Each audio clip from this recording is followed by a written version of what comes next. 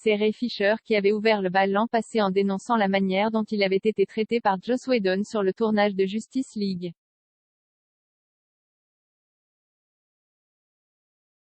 Très vite, Gal Gadot également à l'affiche, ainsi qu'une bonne partie du casting féminin de Buffy contre les vampires lui avait emboîté le pas, reprochant aux scénaristes et cinéastes un comportement aussi toxique que tyrannique, mais aussi des faits de harcèlement sexuel.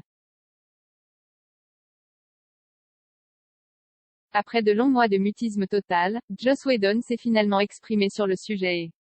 Il nie absolument tout. Pour lui, il a tout bonnement été mal compris par des acteurs immatures qui ne maîtrisaient pas l'anglais, pour ne pas dire un peu bêtes. Et pour ce qui est de Ray Fisher, Joss Whedon n'y va pas par quatre chemins.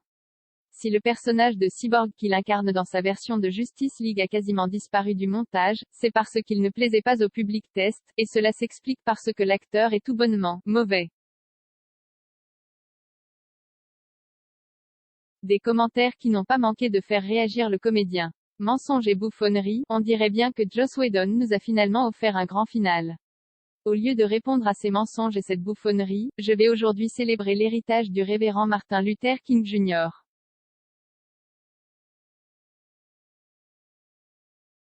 A d'abord écrit Ray Fisher dans un tweet publié lundi, jour du Martin Luther King Day aux États-Unis.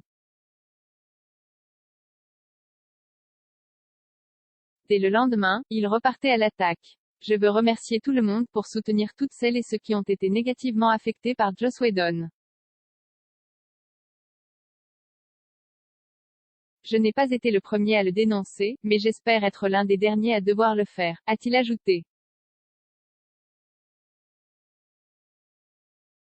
Reste à savoir si Joss Whedon reviendra en odeur de sainteté à Hollywood ou si cette polémique l'éloignera des plateaux de tournage pour de bon.